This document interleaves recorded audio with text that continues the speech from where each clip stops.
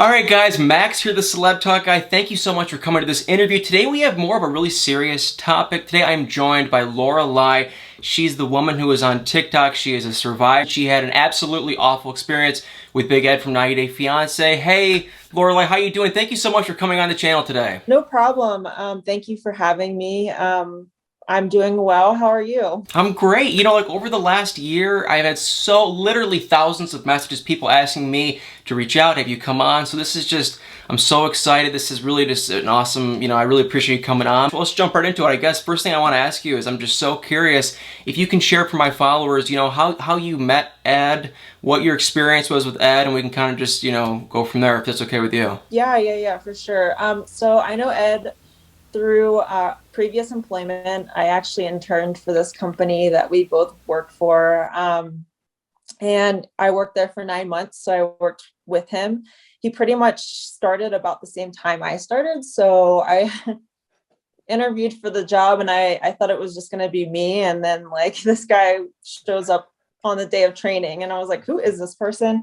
And it was a very small company. So it was just us two pretty much, aside from like some contractors, because I'm in the interior design or construction world. So Yep. Yeah, and I know he mentioned that on the show. He was in interior design too. And so what year was that when you guys first started working there? that was 2016. Feel free to, kind of share as much as you want to share, but we know some really absolutely horrible things happened with you and Ed that you've kind of mentioned on TikTok. Yeah. So, I think a lot of people, when they first either meet Ed in person, they either think he's really funny or he's just like, they see his creepy behavior right out. The first day that like I met Ed, he was definitely creepy. But naive, like 23-year-old Lorelai was like, wow, like, I don't know how to handle this situation. And like a lot of grooming or like abusive, manipulative situations, the abuser is not going to write out like try to cross so many boundaries. It's something that happens slowly and we downplay it a lot. And so to me, like in that situation, I definitely like thought I was going crazy or like I was the like kind of the mean person for trying to set boundaries with him. And I think a lot of survivors probably can um, understand that. It's like really hard to get out of that. So yeah, I mean, it started out as being a lot of sexual harassment comments, such as like making sexual comments about myself, my looks, other women that were on, in the vicinity. And then it would just escalate, trying to push boundaries, turning into groping, touching. And then finally, like the night I ended up in the hospital, like I don't remember really what happened that night other than like him kissing me. And that's the last thing. And then the next morning, like he knew that I was in the hospital because my boyfriend at the time contacted him just to let him know that I wouldn't be in the next day. And his first remark, like when he called me the next day, it was like, you don't remember anything because I had sex with you. So yeah, I mean, it's a great example of starting out, trying to push the boundaries, and seeing how far I can go. Wow. Yeah, this is just hard to even hear. I mean, it's just, I can't even imagine so that's just horrible to hear. Obviously it's really traumatic and tragic. And so when you first saw like a year or two ago that Ed was going to be on 90 Day Fiance, after everything you just went through, you finally move on with your life. It's been a few years now. What was like really going through your head when you saw this guy was going to be on 90 Day Fiance? So the way I found out, because I don't really watch like reality TV that much. More of like a sci-fi girl. Like I like to watch Doctor Who and Futurama is my favorite show. So like I don't really pay attention too much. So the way I found out about it was one of my doctors actually was like, hey, did you see the new season like of 90 Day Fiance is coming out? Like this guy named Big Ed. And I was like, what? There's only one person I know who's like goes by that name, because when I worked with him or we worked together, he would call himself Big Ed at the time. So it's just kind of like his ongoing name. And I'm like, who else would call themselves that? And so I looked it up and I was like, holy crap, like he obviously didn't learn anything from me trying to hold him accountable the first time, when we worked together. So I actually went to the company, and that's like they definitely didn't take me seriously. They recognized that his behavior was wrong, but they refused to fire him. Wow. So yeah, and so that's where the NDA comes into play. So that was like my first thing that came to mind. I was like, holy crap, like this guy did not learn his lesson. He's continuing his poor behavior. And just side note, usually a victim or survivor is not the first nor will be the last. So I wasn't really that surprised either. And my second thought was like, well, how do I go about this? Like, how can I talk about this without violating the NDA signed with the company we worked for? Yeah, I mean, I can't imagine what you went through, honestly. And then to see what he did on that season with Rose, obviously the clips went viral. Did you catch of anything that went down? Did you watch it at all with Ed and Rose on the last season? I did not watch any of the episodes in full. I will see little snippets here and there, whatever people share with me, because just hearing his voice is really challenging. It kind of just sends me into this spiral of like, gosh, I really it's just triggering. And a lot of survivors or anyone who's gone through a traumatic event, can relate to that. So yeah, I just try not to. I mean, people will send me stuff and I'll open it up and I'm like, holy crap, like it is mind blowing. Like, and I'm just not shocked at all. Some of the things he was doing was just, he crossed a lot of lines. You could see how uncomfortable Rose was. It was just really just disgusting. So, I mean, it's just, the thing for me that's the hardest to hear is, you shared your story, like, it was well over a year ago when you shared your first TikTok, I think. And we got to see how uncomfortable Rose was on 90 Day Fiance. And, you don't have to answer if you don't want to, but I'm so curious. Has TLC or 90 Day Fiance had any reach out to you or anything? Like, do they want your comment? Nope. I even reached out to them. So before making the TikToks or deciding to make a video about the TikTok or about my experience with Ed, I actually reached out to TLC. I've reached out to Discovery because Discovery owns TLC. I tried like different platforms. Like I tried their website. I tried calling them. I tried sending them emails, reaching out to them on social media, and I've just been ignored. Unfortunately, that's a tale as old as time for survivors. Usually a lot of people don't want to listen, especially if there's legalities that have to do with it. So yeah, I think the unfortunate thing is somehow people watch the guy, whether they think he's cringy or they think he's crazy or whatever, he gets views. And so he was on the last season with Rose, and he was even on this most recent season with Liz. Did you hear anything about his most recent season in 90 Day Fiance, The Single Life, that just finished? Yeah, I've seen some of it, and a lot of what he has to say is just, from what I've been sent, like, it's just appalling. So like, I just, again, I think him being on TLC Single Life is a bigger burn. Oh, it's just him being flirtatious, not creepy. You know what I mean? So like, society doesn't necessarily view it as like, that is potentially abusive or like detrimental behavior to someone. And what you see on TV is not what you see in person half the time. So yeah, I mean, just it's just such, crazy timing that we're doing this video right now, because like literally 2 days ago there was a TikTok from Darcy. I don't know if Darcy, she was on 90 Day Fiance. Guys, so she has 2 daughters. They were like 13 and 15 at the time of the tell-all, and Ed apparently called them both attractive. And so the daughter actually went on TikTok and commented that on a video, and then that's been going viral. It just happened a couple days ago. So it's like, that happened. We got to see what happened with Ed and Liz, where the tell-all just came out a couple days ago, and he like it's unbelievable how big of a liar this guy is. He came out there and said his heart was broken, but then like the same day that him and Liz were done, he went out to Vegas with these 2 young women. So it's like he's just a complete pathological liar. Oh, and that's that is so common with abusers, is that they are trying to manipulate the people around them, and to a T. I mean, they try to a twist or gaslight the situation, manipulate their victim or victims, along with the people around them. So, I mean, yeah, the guy is, he'll do anything. I'm not surprised. I don't believe that he's heartbroken. He's just doing it because he can, and it's just a control tactic. Yeah, it is. It's bizarre. I mean, do you see any ongoing trends or anything, like how he's always kind of going after younger women, and he always kind of, I mean, it seems like it's the same thing with Rose and Liz, and with your story, it's the same kind of a thing. Oh yeah, he's always gone after younger women, women that are his daughter's age. I at the time was 24.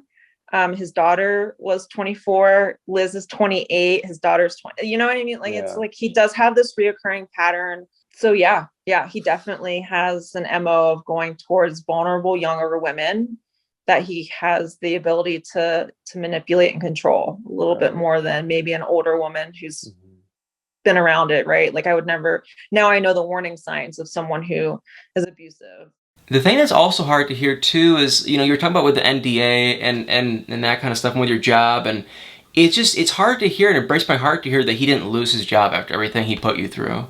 Nope. Yeah, the owners, I mean, I don't know what was going through their head. Honestly, dumb on their part, because that's, I mean, we settled out of court, signed an NDA, but you know, fortunately, but also unfortunately, like he didn't get held accountable. I don't know, like he wasn't even part of the NDA. It was the company and myself. Of course, he was involved in it, but he wasn't the one like signing anything. And so that's kind of like, I mean, granted, NDAs do not protect illegal behavior, which Ed definitely was conducting. Just a tidbit to anyone who else is going through a situation like this, and you're kind of questioning if you have the right. I mean, obviously, talk to a lawyer. I have a lawyer who I like run all this stuff by. But again, an NDA is not meant to protect illegal behavior. So if you feel like you're being taken advantage of and you can't talk about it, reconsider, right? Like there's always an option out that, but yeah, again, just to go back to him not being held accountable, like blessing in disguise. But yeah, I mean, he was not part of that really, other than the fact that he worked there. Wow. And so now it's like obviously TLC, 90 Day Fiance, Discovery, no one's done anything. I guess my question for you would be, what would you like to see done? I think we all want Ed kicked off 90 Day Fiance. We're sick of him. He is just disgusting. Every little thing he's done, the comments, this. We even saw in the last tell-all, he was crying to Liz that and the crying is so fake. You can see it's just so freaking fake. But then like a second before he was crying to Liz, he said to another girl, Fernanda, that he wanted to get set up with her roommate. So it's the constant BS back and forth. But if TLC and 90 Day Fiance reached out to you right now, what would you like to be done? I think that the main goal that I have here is to provide a voice for other survivors.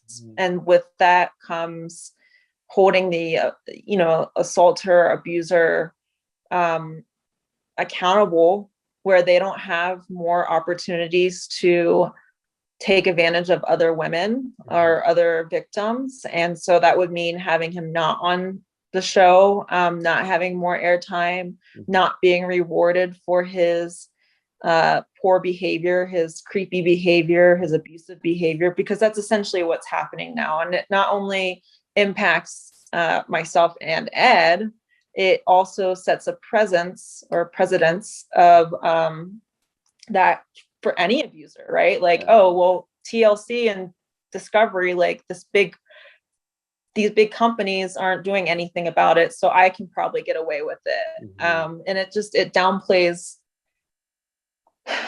the amount of trauma and severity of punishment that should be. Yeah, this is, not easy to talk about. I really appreciate you sharing that story. And the thing I love to hear so much from you was when you said, for other people that are in a similar situation. And I just from, I can only imagine what was going through your head and other people that are in that similar situation. You could lose your job, it's like And so I love to hear that you were saying, go reach out to a lawyer. Is that, and this is obviously not related to 90 Day Fiance, but I think this is a great thing to share. What would you suggest someone in that same situation? Just go speak to a lawyer? If I could go back and had the knowledge that I have now, I would definitely have, yes, definitely have gotten a lawyer, which was like the first thing that I did.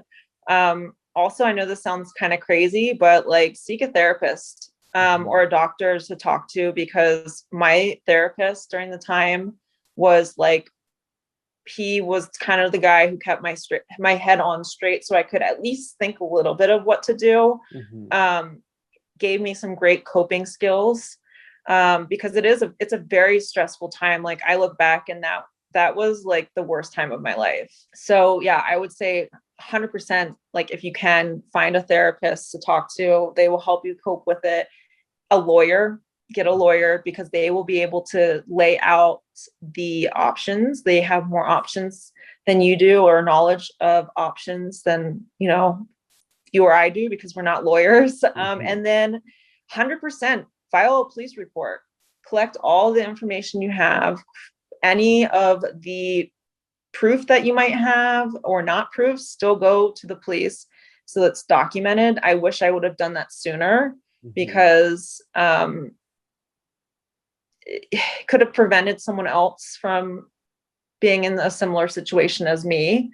At least then it's on record. No one else really took it seriously at the time, but it at least is on his, like it's on record. So if they look it up, they see that, okay, there's some other individual who has been abused by this guy. The last one, I really wish I would have just advocated for myself, in the sense that I felt that I could go to the police and be taken seriously. But I think a lot of survivors go through this where no one believes them. They're victim shamed into silence, and they don't feel like anyone's going to take them seriously. And so they kind of, we shut down. Like at that time I shut down, and I was like, oh my gosh, I just need to focus on healing. There's nothing else I can do at this moment. Well, that's just, that's really helpful and amazing to hear. And I really appreciate you sharing that story. I know this isn't easy or anything, and I can't imagine it being easy to even hear us talking about this idiot. I'm going to really try to make an effort to stop talking about it as much on my channel, and maybe someone will see this interview and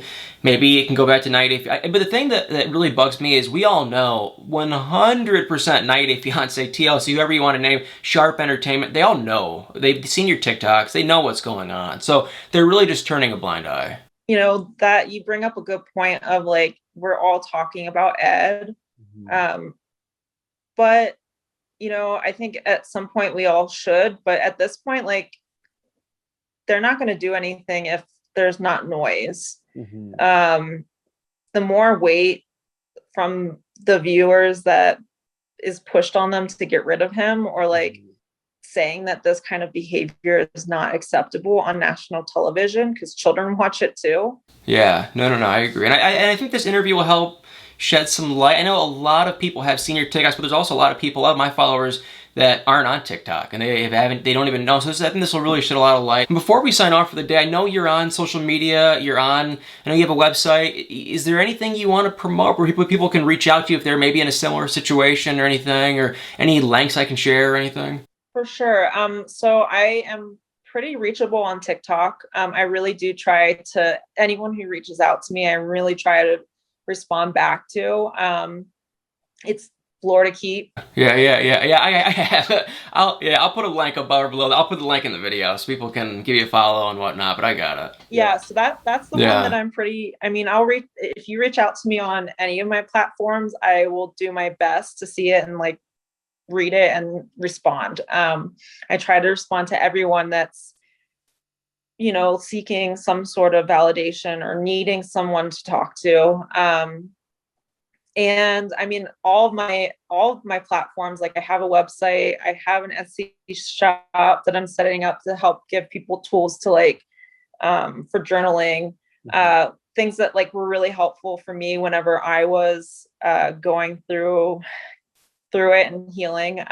All that can be found on my TikTok. Like everything that is there is under my link. So, yeah, well, hey, I really appreciate you coming on. Guys, Make sure I'm going to put her TikTok link above below this video. But like I said, I really appreciate taking the time out of the day and sharing your story. No problem. Thank you for having me. Giving a voice to one victim or survivor, you're helping others as well. So we really appreciate it.